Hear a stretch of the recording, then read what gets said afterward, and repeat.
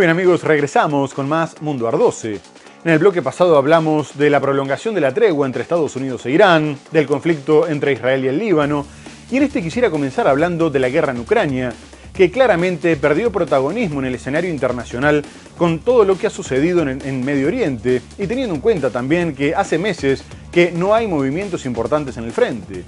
No obstante, Donald Trump se volvió a referir al conflicto y consideró que los últimos ataques de Rusia contra Ucrania habían sido terribles. El mandatario norteamericano se refería a un ataque masivo con misiles y drones que dejó por lo menos 18 muertos y casi un centenar de heridos, la mayoría en Odessa y Kiev, mientras que las autoridades locales denuncian que casi todos los edificios impactados eran civiles, aunque Rusia también denuncia ataques contra civiles en varias ciudades fronterizas y en una zona portuaria del Mar Negro. Asimismo, en un momento en el que se informó que Estados Unidos evaluaba que se permitiera el comercio del crudo ruso para aliviar la escasez producida por el conflicto en Medio Oriente, el presidente ucraniano Volodymyr Zelensky afirmó que Rusia seguía apostando por la guerra, por lo que no merecía que se levantaran las sanciones en su contra. Poco antes, el secretario del Tesoro estadounidense, Scott Bessent, comunicó que no iban a prolongar la suspensión de las sanciones sobre el petróleo ruso que se encontrara en el mar, una medida que se había tomado como una confirmación de los avances en las negociaciones con Irán.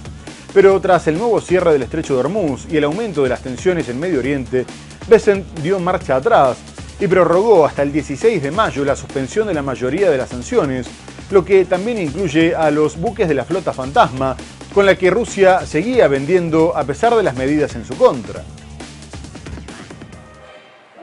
El Departamento del Tesoro de Estados Unidos prorrogó temporalmente el viernes la suspensión de la mayoría de las sanciones dirigidas contra la industria petrolera rusa hasta el 16 de mayo, en un momento en que la reanudación del tráfico por el estrecho de Hormuz ha provocado una fuerte caída de los precios del petróleo.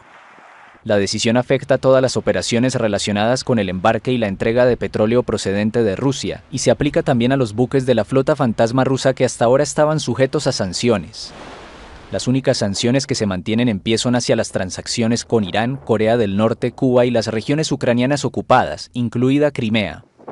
El gobierno estadounidense ya había levantado temporalmente las sanciones contra el petróleo ruso almacenado en el mar, con el objetivo de mitigar la subida vertiginosa de los precios del petróleo. Pero el secretario del Tesoro Scott Bessent aseguró el miércoles que esta suspensión no se prolongaría más allá del periodo inicial. Washington mantiene sanciones sobre los recursos petroleros de Rusia e Irán con el fin de hacer caer los ingresos de los gobiernos de Moscú y Teherán. El presidente de Estados Unidos, Donald Trump, rechazó el jueves los ataques rusos contra Ucrania, que causaron la muerte de al menos una veintena de personas, especialmente en Kiev y Odessa. Los misiles y drones rusos dejaron más de 110 heridos en todo el país, según informaron las autoridades de varias regiones. Creo que es terrible. El Ministerio de Defensa de Rusia, por su parte, informó que los bombardeos estuvieron dirigidos a instalaciones de la industria militar y a infraestructuras energéticas utilizadas por el ejército ucraniano. Por otra parte, un atentado terrorista en Ucrania dejó por lo menos 6 muertos y 14 heridos, después de que un hombre abriera fuego en una calle de Kiev, tras lo cual se atrincheró en un supermercado y tomó rehenes. A su vez, antes de comenzar el tiroteo, el atacante, de 58 años, irrumpió en un edificio de apartamentos e intentó prenderlo fuego.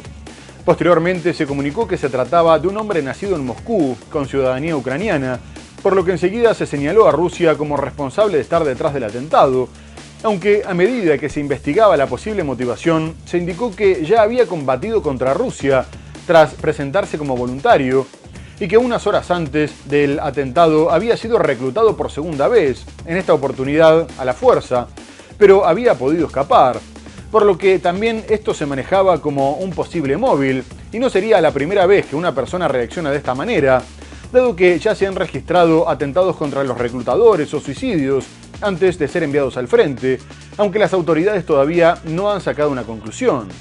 No obstante, tras la revisión de las cámaras de seguridad, se comprobó que había 2 policías al momento del ataque y en lugar de intervenir para reducir al agresor, decidieron escaparse, por lo que se presentaron cargos en su contra. A su vez, el ministro del Interior, Igor Klimenko, afirmó que el comportamiento de los agentes había sido vergonzoso, impropio y una desgracia para todo el sistema, y adelantó medidas contra los supervisores, por lo que el jefe de patrullas presentó su dimisión. 6 personas murieron y al menos 14 resultaron heridas el sábado en Kiev, después de que un hombre armado abriera fuego en la calle y luego se atrincherara en un supermercado, donde tomó rehenes antes de ser abatido por las fuerzas de seguridad.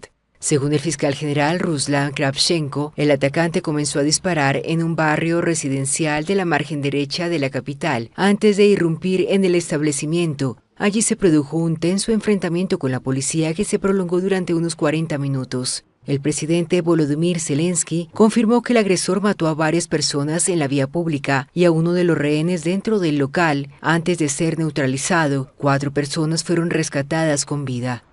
La fiscalía abrió una investigación por acto terrorista. El sospechoso, un hombre nacido en 1968, utilizó un arma registrada, mientras las autoridades continúan indagando sus motivos. Después de más de 4 años de guerra contra Rusia, Ucrania ha sufrido incidentes esporádicos con armas de fuego, pero presenta una baja tasa de criminalidad. 2 policías de Kiev se enfrentan a cargos por huir del tiroteo ocurrido el pasado sábado sin intervenir. Las autoridades ucranianas han iniciado procedimientos contra los agentes tras verificar las imágenes de las cámaras de vigilancia que muestran cómo huyeron del lugar del tiroteo que dejó 6 muertos y más de una decena de heridos, varios de ellos graves. Екіпаж патрульних прибув на виклик про стрілянину та побачив, що відбувається, бачив поранених, бачив дитину та інших звичайних людей на місці події. Патрульні повинні були зробити все, щоб зупинити вбивцю. Y ahora quisiera ir al Reino Unido porque el gobierno de Keir Starmer está pasando por un momento complicado por el nombramiento como embajador en Estados Unidos de Peter Mandelson, un político vinculado con el delincuente sexual Jeffrey Epstein. En medio de los reclamos conservadores para que presentara su renuncia, después de que se revelaran detalles del proceso de designación, el primer ministro reconoció su error ante el Parlamento, afirmando que asumía la responsabilidad de su decisión y les pedía disculpas a las víctimas de Epstein. El mandatario, que destituyó a Mandelson en septiembre acusándolo de haber mentido reiteradamente sobre sus vínculos con el pedófilo, detalló que el Ministerio de Exteriores le había ocultado deliberadamente un dictamen desfavorable del organismo encargado de verificar antecedentes, por lo que hace una semana despidió a Oliver Robbins, un alto funcionario del ministerio que estaba a cargo de los servicios diplomáticos. Por su parte, Robbins se defendió afirmando que el examen de Mandelson había revelado preocupaciones mínimas y que la oficina de Starmer había realizado una gran presión para que se le concediera cuanto antes la autorización de seguridad. Asimismo, después de que la líder Tory, Kemi Badenoch, lo acusara de haber engañado al Parlamento, este lo negó, afirmando que estaba en la misma situación que los diputados, porque el Ministerio de Exteriores también les tendría que haber informado a ellos. El primer ministro aseguró que no pensaba renunciar, pero el hecho de tener una desaprobación de más del 60% podría hacer que los propios laboristas intentaran reemplazarlo, y ya se revelaron gestiones en este sentido. Ofreció justificaciones y argumentos, pero Keir Starmer comenzó su discurso ante el Parlamento con una disculpa. Asumo toda la responsabilidad por esta decisión y pido disculpas una vez más a las víctimas del pedófilo Jeffrey Epstein, a quienes mi decisión ha perjudicado claramente. El primer ministro británico reconoció haber cometido un error al nombrar a Peter Mandelson como embajador en Estados Unidos. La semana pasada, The Guardian reveló que el departamento encargado de verificar sus antecedentes había emitido una evaluación negativa y que, a pesar de esto, el Ministerio de Asuntos Exteriores había concedido a Peter Mandelson la autorización de seguridad para el puesto al que aspiraba. Keir Starmer, por su parte, afirmó desconocer esta información. Si hubiera sabido antes de asumir el cargo que la recomendación británica era denegarle la autorización de seguridad, no habría procedido con este nombramiento. Una declaración recibida con abucheos de la oposición. La líder del Partido Conservador acusó al primer ministro de no querer conocer todos los detalles del caso. Todos cometemos errores. La forma en que se afrontan esos errores demuestra el carácter de un líder. En lugar de asumir la responsabilidad de las decisiones que tomó, el primer ministro ha abandonado a su personal y a sus funcionarios a su suerte. Este es el mismo hombre que una vez dijo: asumiré la responsabilidad de los errores de cualquier organización que dirija. Tras las revelaciones de The Guardian, Keir Starmer destituyó al máximo responsable del Departamento de Estado. El primer ministro también tuvo que destituir a su embajador en Estados Unidos el pasado septiembre. En otro orden, la líder opositora venezolana María Corina Machado visitó Madrid y llevó a cabo un acto multitudinario en Puerta del Sol, pidiendo que sus compatriotas se prepararan para una transición política que les permitiría volver al país y que se llevaría a cabo con el apoyo fundamental de Estados Unidos y otros aliados. No obstante, el acto generó una fuerte polémica después de que se entonaran gritos de "fuera la mona", en referencia a la mandataria interina Delcy Rodríguez, que respondió pidiendo alejarse del clasismo y del racismo. Pero sobre todo generó polémica la visita de Machado, dado que se negó a reunirse con el mandatario Pedro Sánchez. Desde el Partido Socialista Obrero Español calificaron su actitud de incomprensible, mientras que el ministro de Exteriores, José Manuel Álvarez, afirmó que su actitud era una falta de respeto hacia las instituciones españolas, sobre todo teniendo en cuenta que cuando su situación era más difícil, le había pedido ayuda al gobierno español e incluso llegó a pedir refugio en la embajada. Y Machado aumentó la polémica respondiendo que solo se reunía con quienes compartían su objetivo, que era el bien de Venezuela, y que las declaraciones de Álvarez explicaban muy bien su decisión de no aceptar reuniones con algunas personas, al tiempo que manifestó su deseo de que España pudiera tener muy pronto unas elecciones impecables. Machado sí se reunió con el líder del Partido Popular, Alberto Núñez Feijóo, que defendió su rechazo a reunirse con Sánchez, sosteniendo que era coherente, teniendo en cuenta que el presidente había compadreado con el régimen de Maduro y que lo seguía haciendo.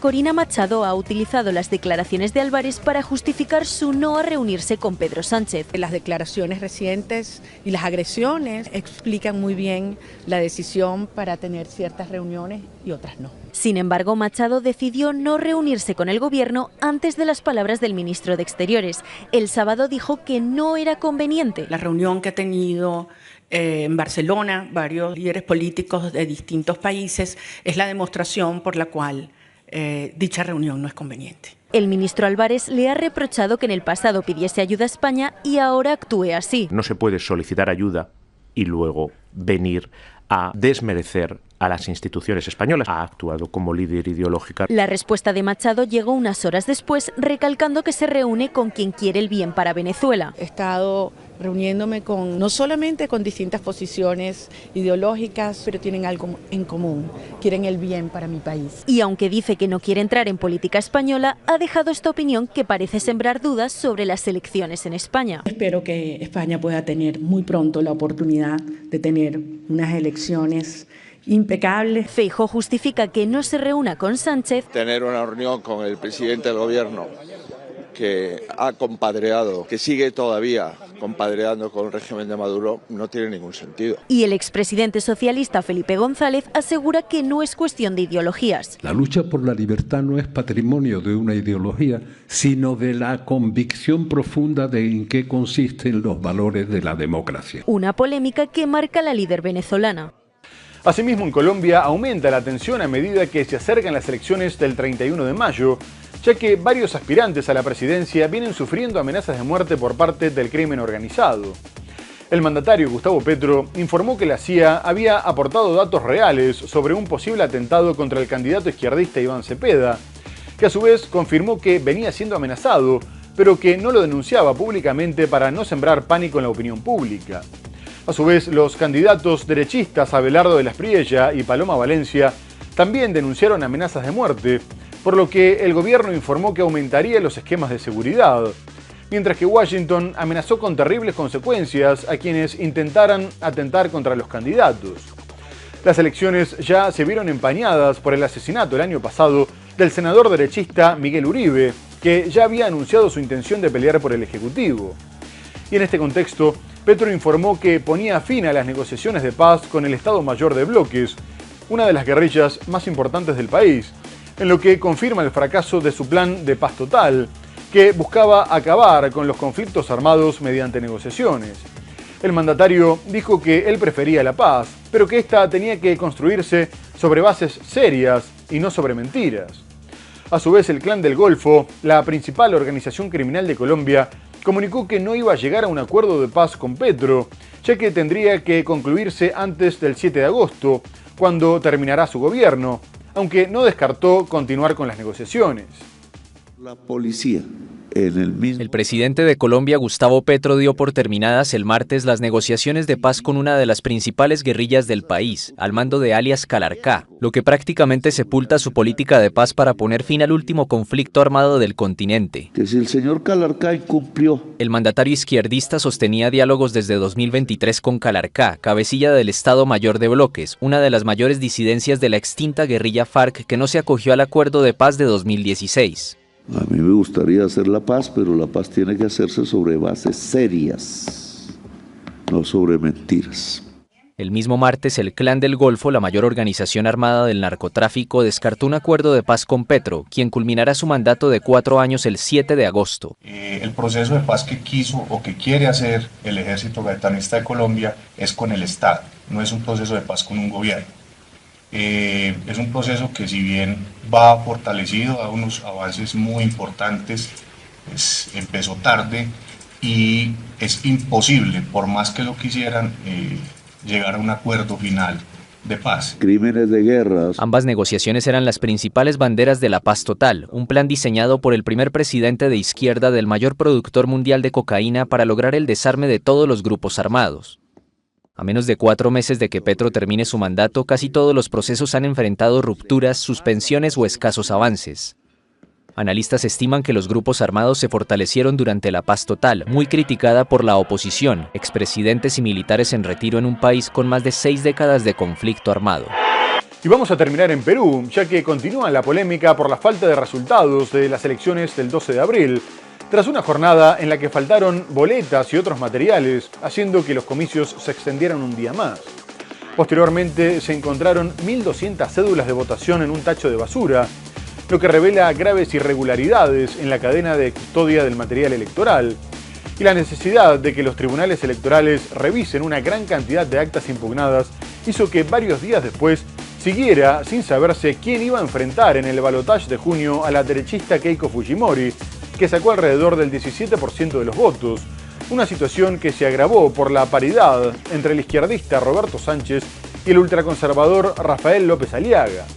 Este último adelantó que no iba a reconocer ningún resultado y llamó a sus seguidores a la insurgencia civil y a incendiar la pradera, por lo que en los últimos días se manifestaron 3.000 personas denunciando fraude, mientras que el candidato izquierdista, que se mantiene por delante, lo acusó de mal perdedor y lo invitó a que presentara pruebas del supuesto fraude, y afirmó que su rival tenía problemas de desequilibrio psicológico y de integridad. Por lo pronto, la justicia electoral le informó al Congreso que existían serias irregularidades, la Fiscalía intervino en un almacén de actas y varios funcionarios electorales fueron denunciados por delitos contra el sufragio, lo que a su vez derivó en la renuncia del jefe de la Oficina Nacional de Procesos Electorales, Piero Corbeto, encargado de organizar las elecciones. El jefe de la Oficina Nacional de Procesos Electorales que organizó los comicios generales en Perú, Piero Corbeto, renunció el martes a su cargo a pocas horas de acudir a la Fiscalía para ser interrogado por las fallas en el proceso.